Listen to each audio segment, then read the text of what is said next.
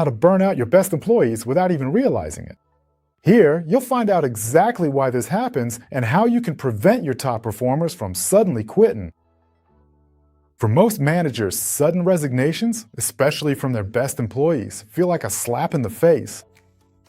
From a leadership perspective, these consequences come as a complete surprise, with no warning signs, no indication, and no logical next step leading up to this final decision.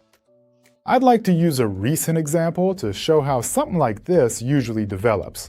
Jürgen is the third-generation owner of a heating, plumbing, and air conditioning company that currently employs 278 people. Despite having plenty of orders and offering salaries above the industry average, Jürgen faced the problem that resignations kept landing on the HR desk at increasingly shorter intervals. He urgently sought help with this escalation and got in touch with me through this YouTube channel. In our first conversation, Jürgen pointed out two reasons why the situation was threatening to spiral out of control. First, the group of employees who quit most often are exactly those with the highest work quality and competence. Second, to this day, he still doesn't know why things have developed this way. That's why I spent the first few days going directly into the company, meeting with employees and managers, joining work groups and departments to get a really clear picture. I had numerous conversations and interviews with both employees and managers, and I also took a closer look at various situations. Extra work or above-average productivity was met with special praise from management. Here are some typical comments. Really great! You finished way ahead of the scheduled time. Awesome. Now, of course, you still have time left and can go ahead and start on the next task right away. So keep her at. People who are often the last to leave the office or workplace get similar feedback. They're even singled out by management for special recognition.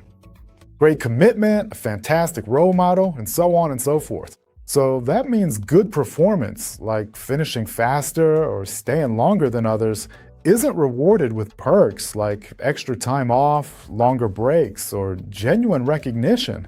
No, good performance here was rewarded with extra work. Pummist. Management argues, if the staff works more efficiently in the same amount of time, it gives the company a crucial advantage. Okay, even the staff could understand this management perspective. However, if things only ever go in this direction, in the long run, it's absolutely damaging for everything, the work environment and company culture. Because that's counterproductive and actually encourages people to learn to work slower and do less in the future, just to avoid being punished. And so, over time, potential productivity drops permanently to a level far below what's actually possible. You could also just call it a complete waste. By the way, the inevitable reaction from those affected is, hey, I'm not going to put up with this any longer. I'm quitting. When Jürgen heard these examples and connections, he was stunned and completely unsettled. Even he, as the owner of the company, hadn't noticed it happening this way. By the way, none of the managers did this intentionally or on purpose to harm anyone.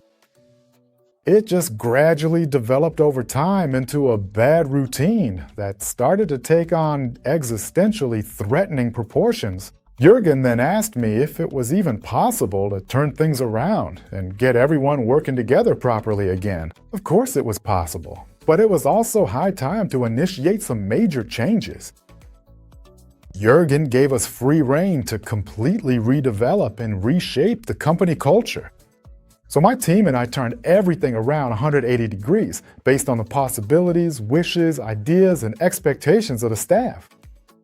They also set the framework conditions, which were then maintained and supported directly on site by the management. With this approach, step by step, new work and new culture developed for the people at Jürgen's company. Today, about a year later, they're in a better position than ever before. Hardly any resignations. plenty of applications and interested candidates, so they can handle the increased workload. And it feels like things are running better at every level. And if you've experienced something similar to Jurgen, rising resignation numbers, increasing turnover of good people, and so on, it's really worth taking a closer look and first analyzing what the real causes are.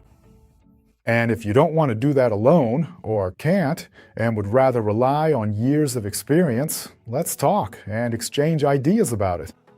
You can use the appointment link below to pick a time when we can talk about your topic together, and I'm already looking forward to it. Otherwise, see you next time. Take care. Bye.